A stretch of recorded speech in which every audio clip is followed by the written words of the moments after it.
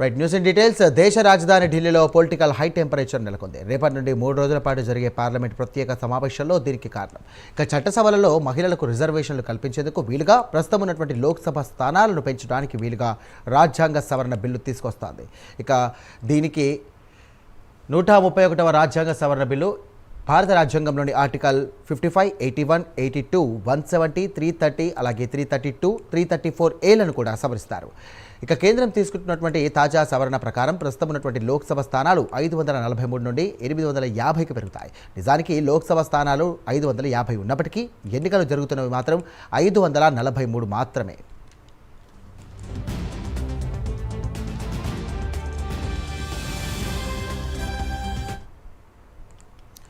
ఇక డీలిమిటేషన్కు 2011 జనాభా లెక్కలను పరిగణలోకి తీసుకోక ముందే దీనికి సంబంధించి కూడా వివాదంగా మారుతోంది. వాస్తవానికి ఏడాది జనాభా లెక్కలు చేపట్టారు. ఆ గణాంకాలు తేలేటప్పటికీ సమయం పడుతోంది. దీంతో 2029 ఎన్నికల నాటికే నియోజకవర్గాల పునర్విభజన తీసుకురావడం, అందులో మహిళలకు చట్టసభల్లో రిజర్వేషన్లు కల్పించడానికి కేంద్రం కీలక చర్యలు చేపట్టింది. ఆర్టికల్ 82 కింద అసెంబ్లీ స్థానాలను పునర్విభజించాలంటే 2026 జనాభా లెక్కల తర్వాతే సాధ్యం. దాంతో ఈ ఆర్టికల్కు కూడా కేంద్రం సవరణ తెస్తోంది. ప్రతి జనాభా లెక్కల తర్వాత అసెంబ్లీ స్థానాలను పునర్విభజించేందుకు అవకాశం కల్పిస్తోంది. అయితే ఈ విధానాన్ని కూడా కాంగ్రెస్ పార్టీ సహా కొన్ని విపక్షాలు కూడా వ్యతిరేకిస్తున్నాయి.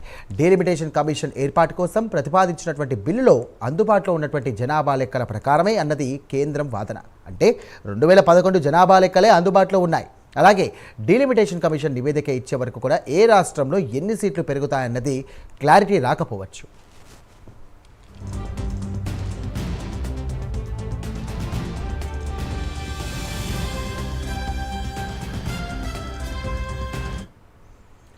రైట్, ఇదే అంశంలో ఉన్నటువంటి బెలిక వల్లే కాంగ్రెస్ పార్టీ సహా కొన్ని విపక్ష పార్టీలు కేంద్రంపై కస్తుమంటున్నాయి. లోక్సభ సీట్లు ఏ ప్రాతిపదికన పెంచుతున్నారో చెప్పాలంటూ డిమాండ్ చేస్తున్నాయి.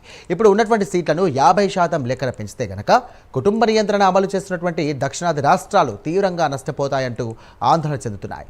ఇక తమిళనాడు సీఎం స్టాలిన్ అలాగే తెలంగాణ సీఎం రేవంత్ రెడ్డిలు నేరుగా ప్రధానమంత్రి నరేంద్ర మోదీకే అల్టిమేట్లు ఇస్తున్నారు. పోరుకు సిద్ధమంటూ కూడా స్టాలిన్ ప్రకటించారు. ప్రస్తుతం జరుగుతున్నటువంటి తమిళనాడు అసెంబ్లీ ఎన్నికల్లో ఈ అంశాన్ని ఒక అస్త్రంగా చేసుకోవాలంటూ కూడా చూస్తున్నారు సీఎం స్టాలిన్. ఇక తెలంగాణ సీఎం రేవంత్ రెడ్డి అయితే దక్షిణాది రాష్ట్రాలు ఏకతాటిపై ఈ అంశాన్ని కూడా ఫైట్ చేయాలంటూ కూడా లేఖలు రాశారు.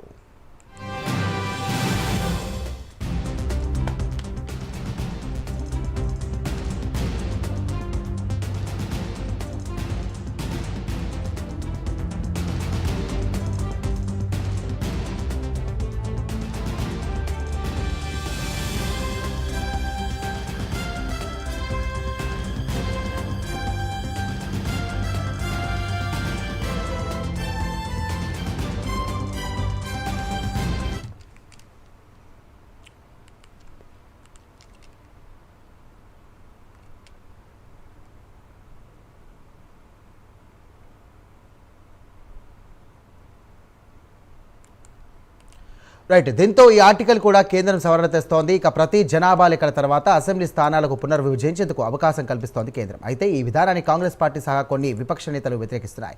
డీలిమిటేషన్ కమిషన్ ఏర్పాటు కోసం ప్రతిపాదించినటువంటి బిల్లులో అందుబాటులో ఉన్నటువంటి జనాభా లెక్కల ప్రకారం అన్నది కేంద్రం వాదన. అంటే 2011 జనాభా లెక్కలే అందుబాటులో ఉన్నాయి.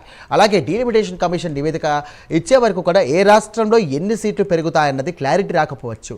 ఈ అంశంలో ఉన్న మెలిక వల్లే కాంగ్రెస్ పార్టీ సహా కొన్ని విపక్ష పార్టీలు కూడా కేంద్రంపై కసమంటున్నాయి. ఇక లోక్సభ సీట్లు ఏ ప్రాతిపదికన పెంచుతారో చెప్పాలంటూ కూడా డిమాండ్ చేస్తున్నాయి. ఇప్పుడు ఉన్నటువంటి సీట్లను 50% లెక్కన పెంచితే కనుక కుటుంబ నియంత్రణ అమలు చేస్తున్నటువంటి దక్షిణాది రాష్ట్రాలు తీవ్రంగా నష్టపోతాయంటూ కూడా ఆందోళన వ్యక్తం చేస్తున్నాయి. ఇక పార్టీలు చూసుకున్నట్టయితే తమిళనాడు సీఎం స్టాలిన్ అలాగే తెలంగాణ ముఖ్యమంత్రి రేవంత్ రెడ్డి నేరుగా ప్రధానమంత్రి నరేంద్ర మోదీకి అల్టిమేటాలు ఇస్తున్నారు. పోరుకు సిద్ధమంటూ కూడా స్టాలిన్ ప్రకటించారు. ప్రస్తుతం జరుగుతున్నటువంటి తమిళనాడు అసెంబ్లీ ఎన్నికల్లో ఈ అంశాన్ని ఒక అస్త్రంగా చేసుకోవాలని చూస్తున్నారు స్టాలిన్. ఇక తెలంగాణ సీఎం రేవంత్ రెడ్డి అయితే దక్షిణాది రాష్ట్రాలు ఏకతాటిపైకి ఈ అంశం మీద ఫైట్ చేయాలంటూ కూడా లేఖలు రాశారు. ఎన్డీఏ పక్షాలు ఈ విషయంలో వ్యూహాత్మకంగా వ్యవహరిస్తున్నాయి. నియోజకవర్గాల పెంపుకు పెద్దగా చర్చల్లో పెట్టకుండా చట్టసభల్లో మహిళలకు రిజర్వేషన్లు కల్పించే అంశానికి సంబంధించి ప్రాధాన్యత ఇస్తున్నాయి. నారీ శక్తి వందన్ అని స్వయంగా ప్రధాని మోదీ ప్రచారం చేయడంతో విపక్ష పార్టీల్లోనూ చీలికలు వస్తున్నటువంటి పరిస్థితి. ఇక పార్టీలకు అతీతంగా సీనియర్ మహిళా నేతలు కూడా కేంద్రం తీసుకున్నటువంటి ఈ యొక్క నారీ శక్తి వందన్ బిల్లుకు జై కొడుతున్నారు. దీంతో పార్లమెంట్లో బిల్లు ఆమోదం సమయంలో వాడివేడి చర్చ ఎలా ఉన్నప్పటికీ ఓటింగ్ వేళ మాత్రం ఏకాభిప్రాయం కుదరకపోతే కనుక చీలికలు రావచ్చంటూ కూడా అభిప్రాయపడుతున్నారు విశ్లేషకులు.